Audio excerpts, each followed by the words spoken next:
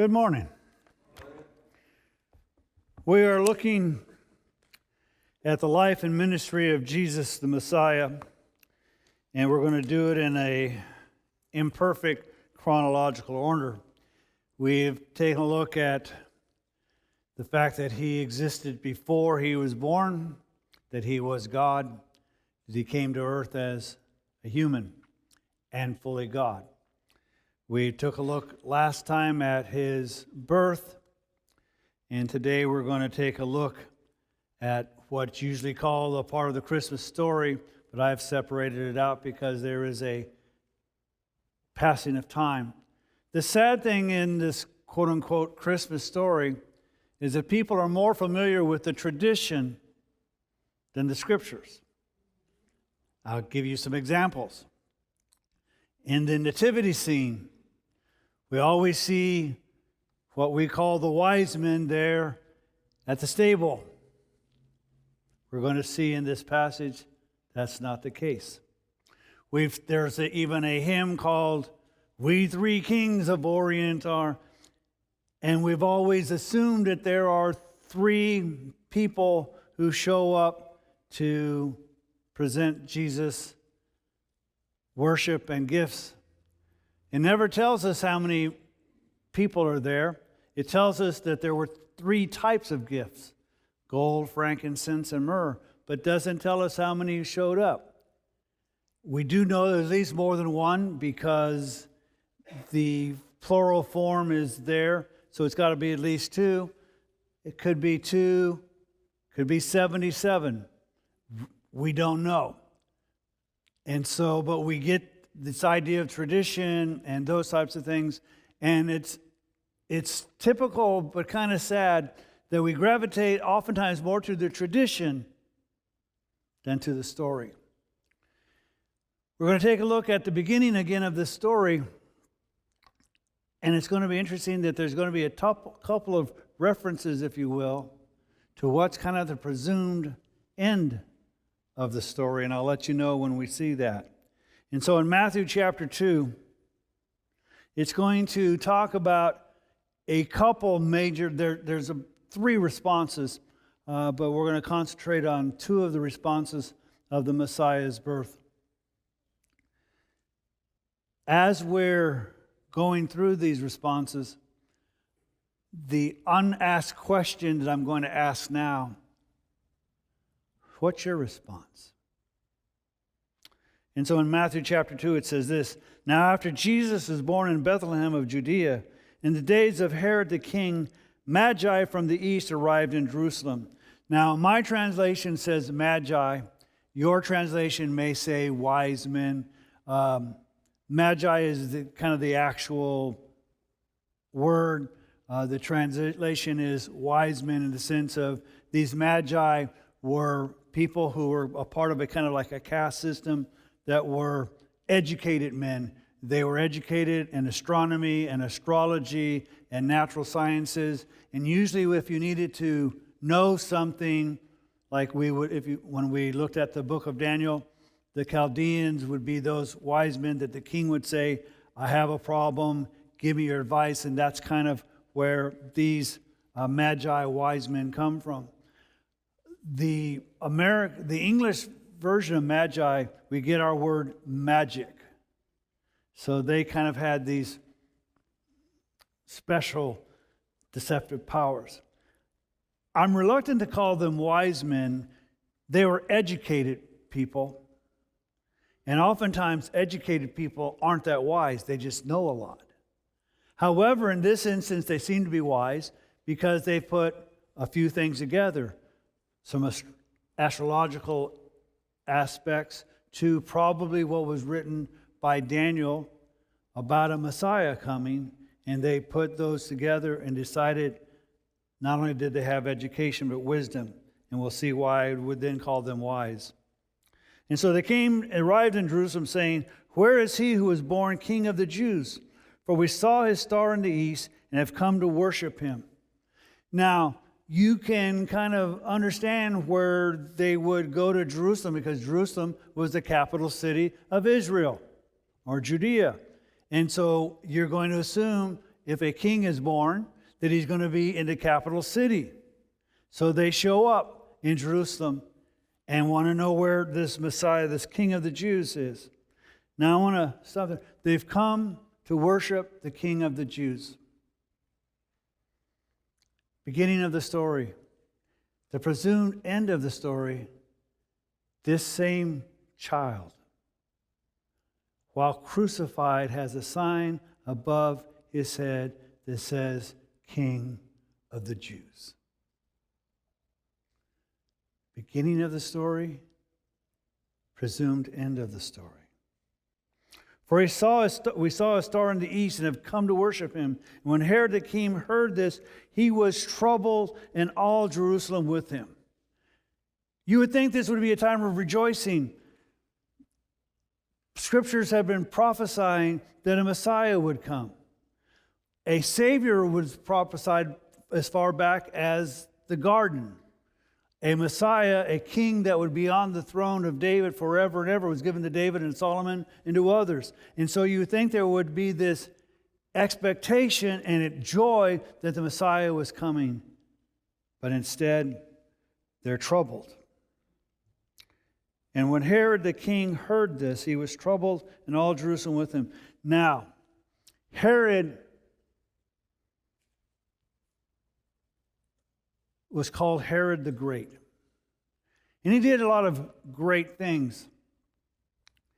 He revitalized the temple, made it beautiful. He built aqueducts and buildings and did a lot of building programs that made the temple and Jerusalem and the surrounding areas beautiful and usable. Herod was an Edomian. That probably means nothing to you. Who he was he was a descendant of Edom, Esau. But his father and others in that area, even though they were Edomites, converted to Judaism. So in essence, Herod, not being a natural-born Jew, adopted the religious practices and thoughts of the Jews. However, he was more interested in power.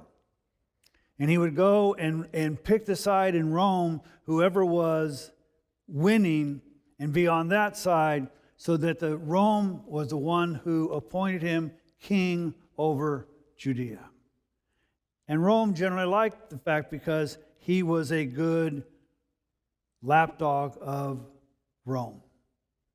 But he was always interested in his power. Herod was so much more interested in his power that toward his last days, he killed even some of his own children because he was concerned that they might take his power.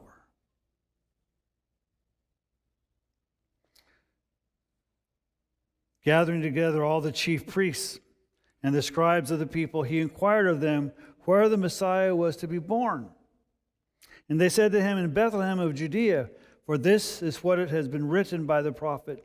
And you, Bethlehem, land of Judah, are by no means least among the leaders of Judah. For out of you shall come forth a ruler who will shepherd my people Israel. So they searched the scriptures. Interesting that they searched the scriptures. Again, so many people will search the scriptures for information, but not the change of heart. So they search and they find out that it is in Bethlehem that the Messiah will be born. Then Herod, in verse 7, secretly called the Magi, or the wise men, and determined from them the exact time the star appeared. And he sent them to Bethlehem and said, go and search carefully for the child, and when you have found him, report to me, so that I too may come and worship him. Now, we're going to see later that he just bald-faced lying. He had no intention of worshiping this Messiah.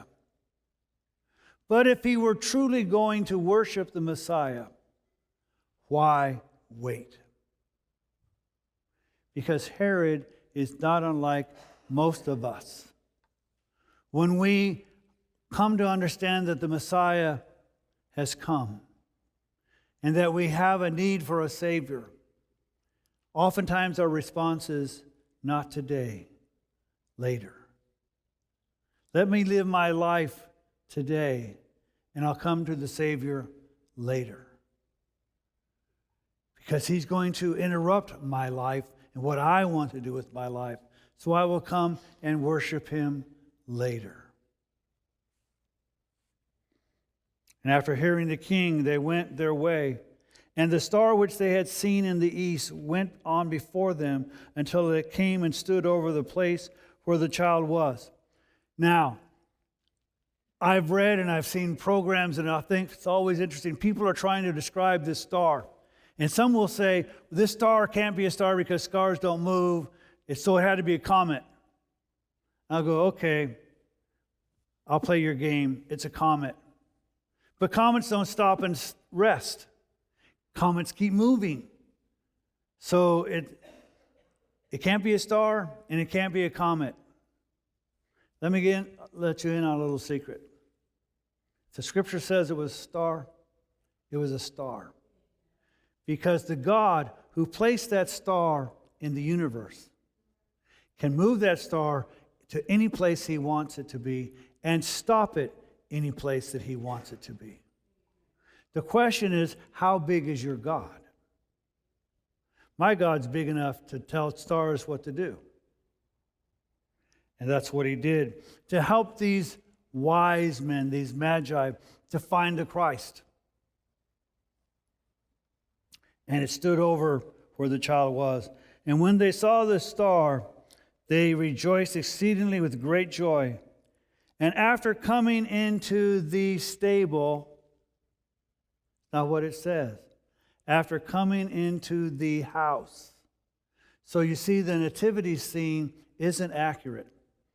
So you can do with your nativity scene, well, no, we didn't do one this year, but usually what I do, and it kind of irritates my family, we put the nativity set up, then I take the wise men and I put them somewhere else. Because they weren't there that night. The shepherds were. The magi, the wise men, come later into the house in Bethlehem. And they saw the child with Mary, his mother, and they fell to the ground and worshiped Him. Now, this is why I would say they're wise. Because He's not just the King of the Jews. If He were just a king, yeah, you might fall to the ground and pay respects and homage to a king, but you would not worship Him. But they worship the child. Again, a child who has done nothing for them.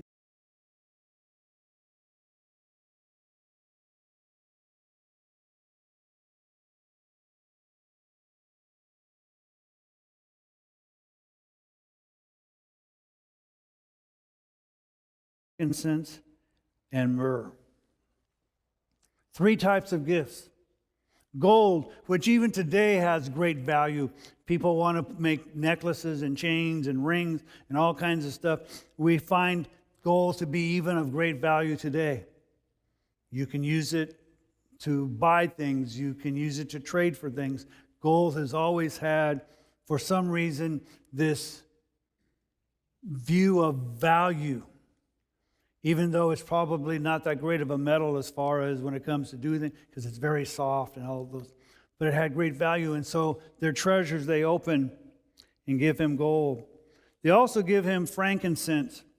Frankincense is used in a number of areas. Frankincense was used to, in the temple, with a mixture of myrrh and other things, to create the smoke that would fill the temple in the prayers of the saints and those types of things. So it was used in religious offerings. And it's today used by many traditional Orthodox types of religions to use frankincense and myrrh. It also has medicinal value. For those of you, ladies especially, who are all involved in the essential oils and all that, you can use frankincense for medicinal purposes. You can rub it on your feet and do different things. And it has different health benefits. Same way with myrrh. Myrrh is used to create incense in worship and religious services. It also is used for medicinal purposes. This also appears in an earlier story and in the presumed end of this story. For you see, when Joseph was going to be killed by his brothers, they decided instead of killing him, that what profit was there in that? Let's sell him. And they saw a bunch of Ishmaelite traders who were going to Egypt to trade. They were trading myrrh. And they took Joseph with them and sold him into bondage in Egypt when they were trading for myrrh. Myrrh is also used towards the end of the presumed end of this story, for when they buried Jesus temporarily because they didn't have enough time to properly bury the body. Joseph of Arimathea was going to let them use his tomb, and Nicodemus brought about 100 pounds of aloes and myrrh and other items to place upon the body because they didn't embalm the way we do, and bodies, when they decompose, stink. So you put all of this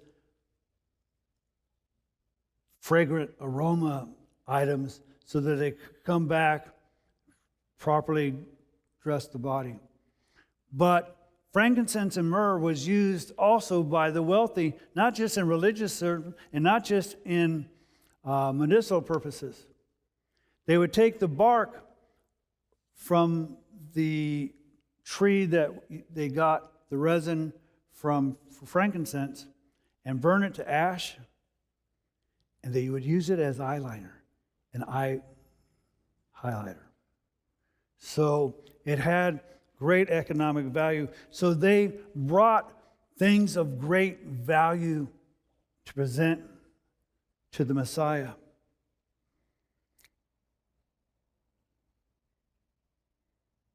Having determined that Jesus is the Messiah, what do we bring to him? And having been warned by God in a dream not to return to Herod, the Magi left for their own country by another way. Now when they had gone, behold, an angel of the Lord appeared to Joseph in a dream and said, "Get up and take the child and his mother and flee to Egypt and remain there until I tell you, for Herod is going to search for the child to destroy him." Herod's response is not going to be to come to worship the child, but to get rid of a political adversary. He's going to seek to destroy the child. So the angel tells Joseph to take Mary and Jesus and head on to Egypt. So Joseph got up and took the child and his mother while it was still night and left for Egypt. Notice Joseph, as soon as he's warned, takes action. It's not like Herod. I'll get up in the morning when it's better. Nighttime travel is difficult, but he takes the warning seriously. And after all, he has been appointed by God to care for Mary and for Jesus. So he takes the warning seriously and gets up and goes immediately. So he left for Egypt, and he remained there until the death of Herod. This was to fulfill what was spoken of by the Lord through the prophet, "Out of Egypt I called my son." Then Herod saw that he had been tricked by the Magi, and he became very enraged and sent and slew all the male children who were in Bethlehem, all in its vicinity, from 2 years old and under, according to the time which had been determined from the Magi. And then I'll continue reading. Then what had been spoken of through Jeremiah the prophet was fulfilled. A voice was heard in Ramah, weeping in great mourning, Rachel weeping for her children, and she refused to be comforted because they were no more. When I read this, it disturbs me.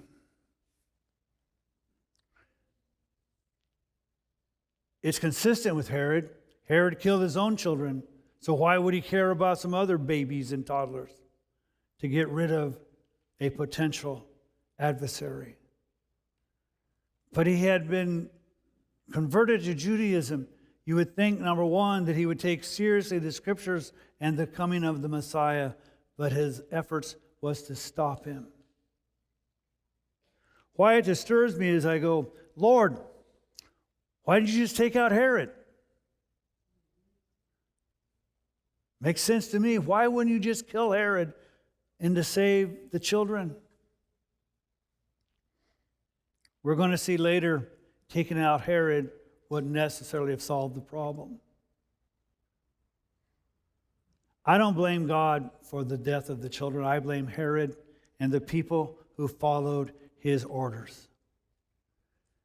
Remember way back in Exodus, Pharaoh gave orders to kill all the male children to the maidservants, and they refused. They came up with an excuse, well, you know, the women of the Hebrews are so strong they just give birth before we're able to get there. But they refused to follow the orders. These men followed Herod's orders. And I blame them and Herod and not God. But it does tell me one thing. God's people oftentimes suffer. They oftentimes suffer not because of any fault of their own. So you'll hear people say, if you just have enough faith, everything will go well. You will have the abundant life.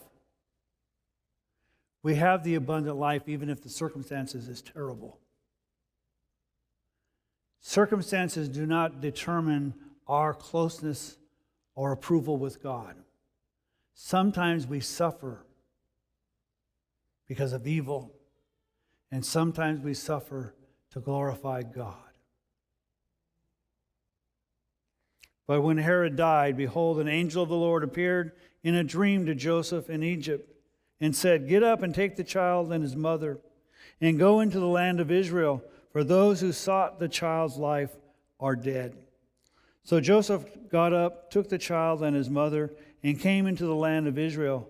But when he had heard that Archelaus was reigning over Judea in place of his father, Herod, he was afraid to go there. You see, that's why just taking out Herod would not have solved the problem, because then he'd have to take out Herod and his son and everybody else who wanted power because the Messiah was here.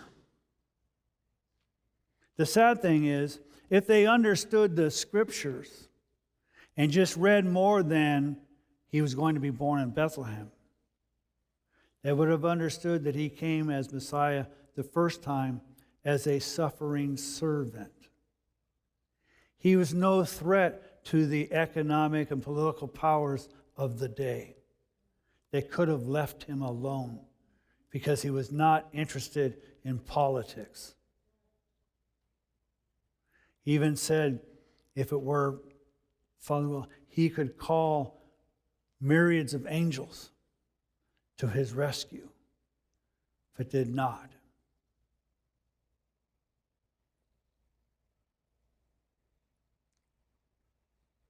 Then after being warned by God in a dream, he left for the regions of Galilee. If you notice, God is consistent with Joseph. An angel actually appears to Mary. If you'll see in other places like in Daniel, an angel actually appears to Daniel and to others and give them instruction. Every time an angel appears to Joseph, it's always in a dream. Because God doesn't use the same method for all people. But he's consistent with Joseph to say, in a dream, the angel appears and gives him instruction. The angel appears in a dream and gives him instruction. And each and every time, Joseph obeys the instruction. So he left for the regions of Galilee and came and lived in a city called Nazareth. Now, if you remember the beginning of the story, that's where Joseph and Mary are originally from, Nazareth. So they're going to go back home. Now, Jesus in his adult ministry does not use Nazareth as his home. He has an adopted home of Capernaum. I would think one of the last places Joseph would really want to go back would be to Nazareth. Because I'm sure that there's still people talking about how Mary got pregnant and how they left and were gone for a few years.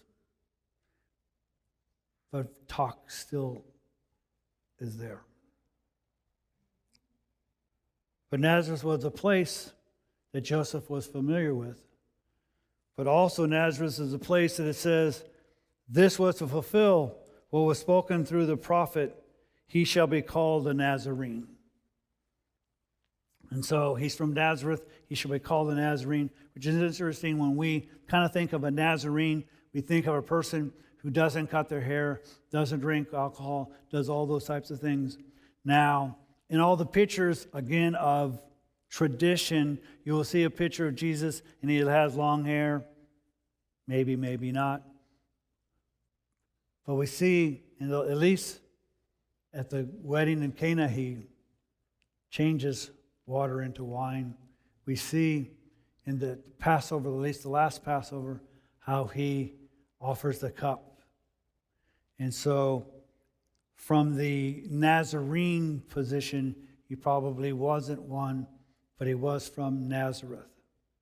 So they return home. So after a number of years after leaving Nazareth, because they were ordered to go to Bethlehem for the census, because Herod attempted to murder the child. They go to Egypt. Then they go back home.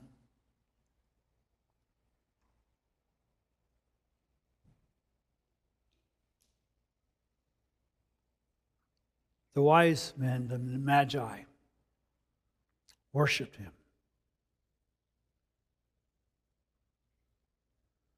Herod attempted to murder him.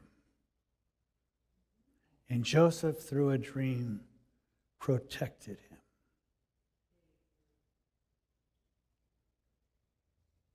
What's our response?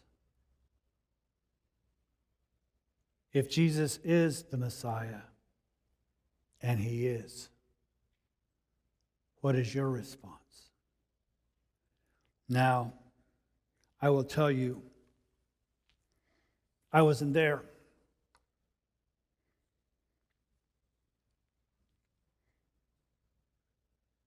So I would have known at that particular moment whether the child was the Messiah.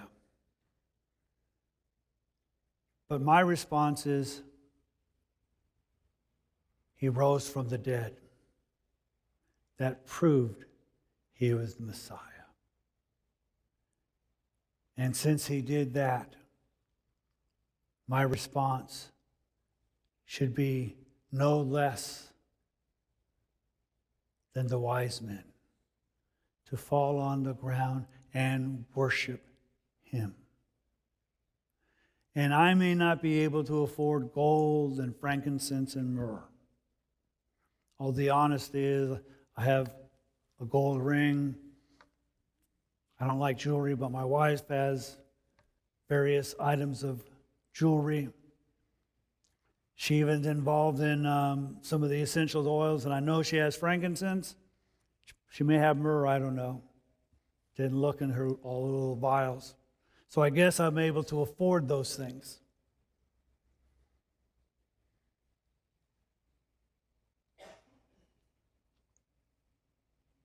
The least and yet most valuable thing that I can think that I can offer to him is me.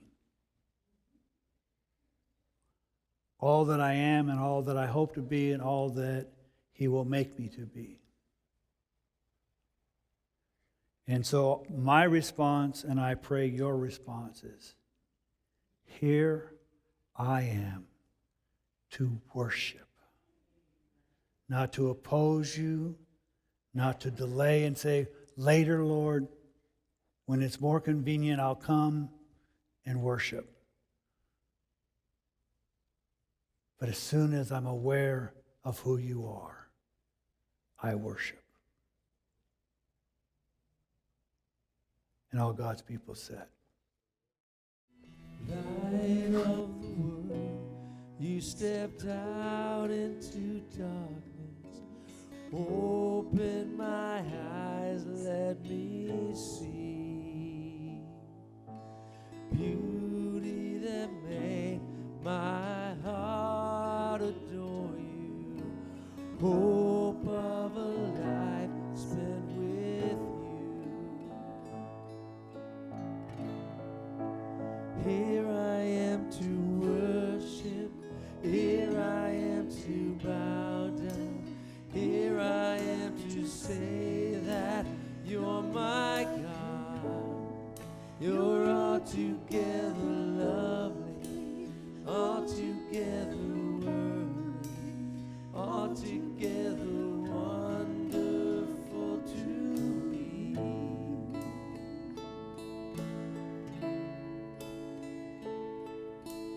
King of all days, oh so highly exalted, glorious in heaven above. Humbly you came to the earth you created, all for love's sake became poor.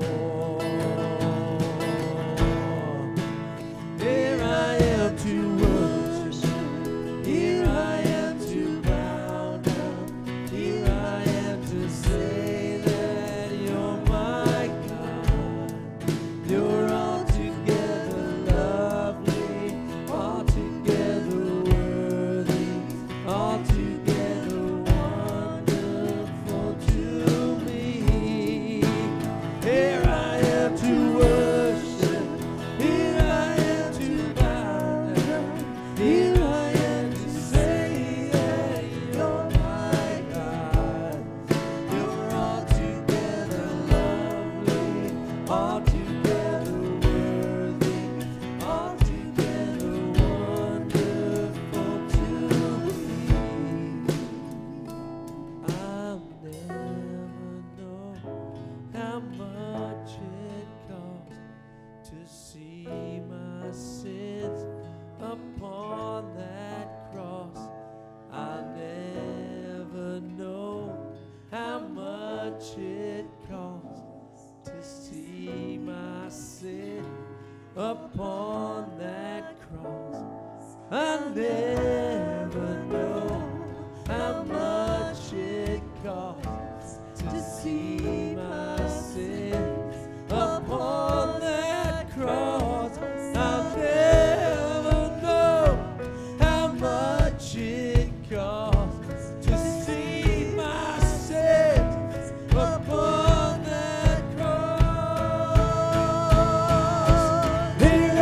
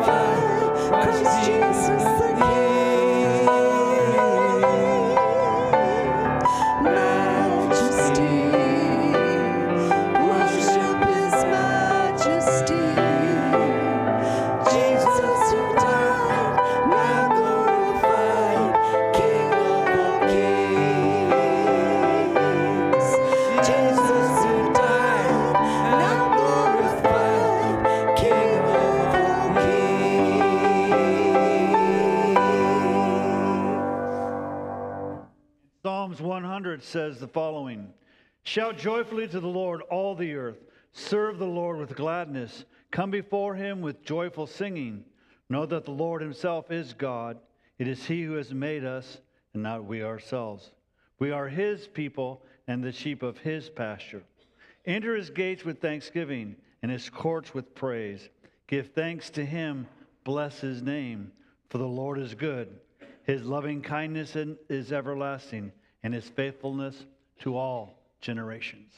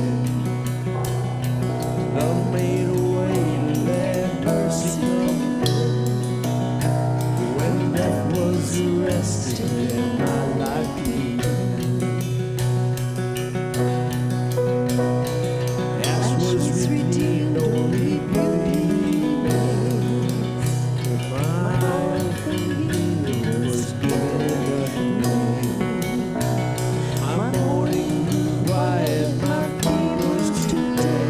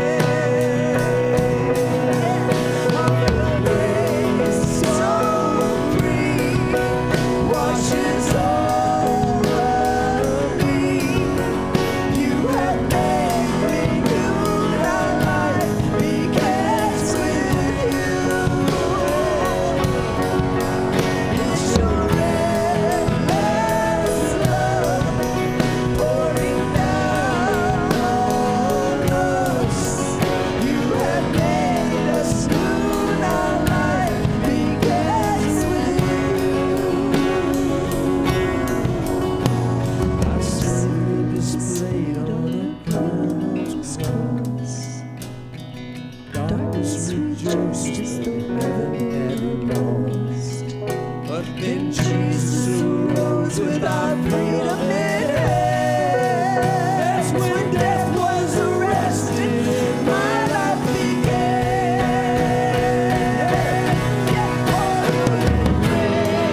So free, washes over me. You have made me new, and our life begins with you.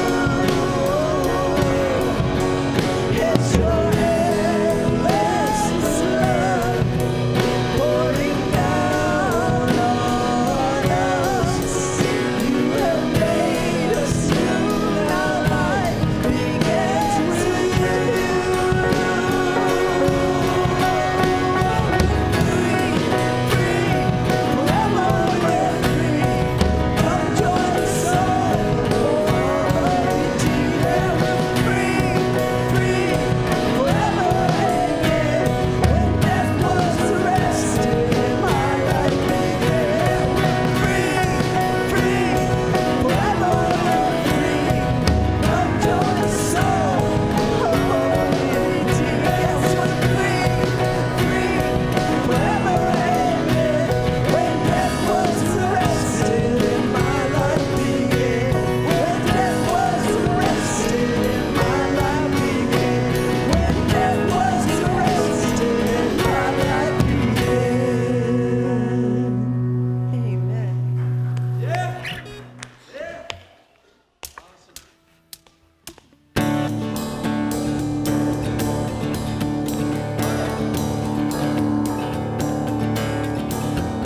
I was buried beneath my shame.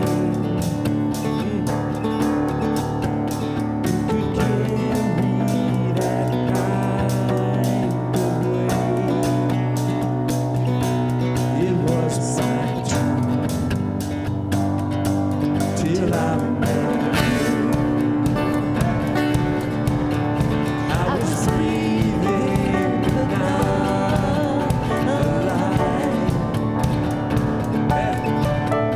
All my feelings I tried to hide. It was my turn till I met you.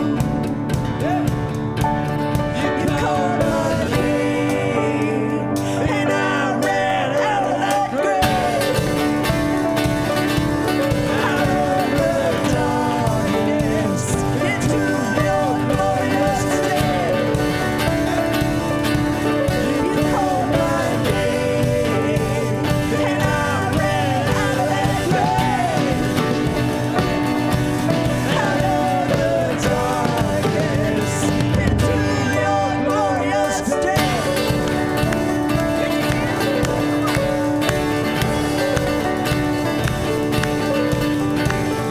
Mercy has saved my soul, and now your freedom is all I know. The old made new, Jesus, when I met you, you called my name, and I ran out of that grave. Out of the darkness into your glorious day. You called my name, and I ran out of that grave. Out of the darkness into your glorious day.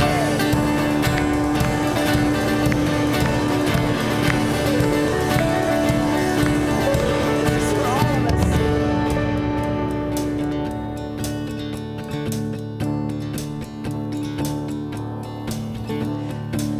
I needed rescue, my sin was heavy, but chains break at the weight of your glory.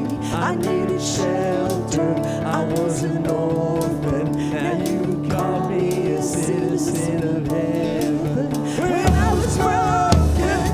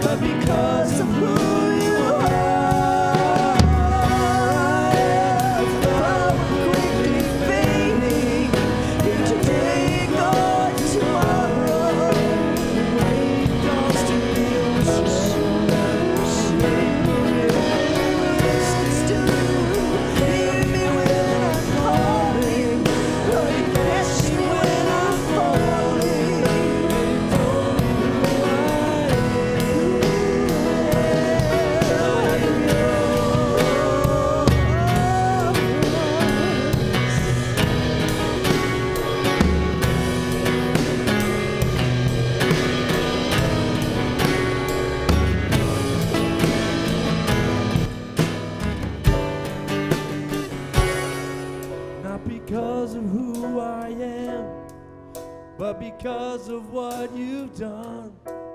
Not because of what I've done, but because of who you are.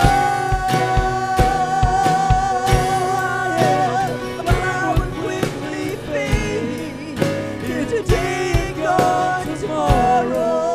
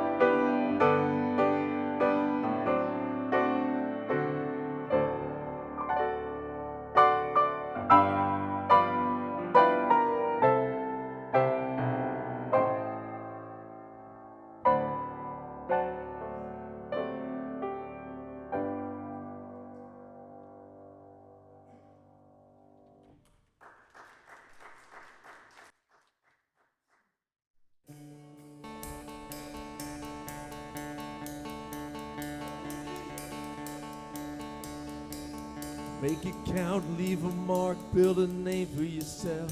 Dream your dreams, chase your heart above all else. Make a name the world remembers. And all an empty world can sell is empty dreams. I got lost in the light, but it was up to me to make a name the world remembers.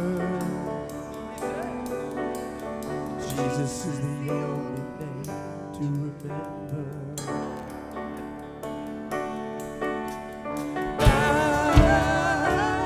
I don't want to live a legacy.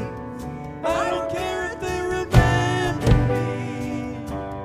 Only Jesus. And I've only got one life to live.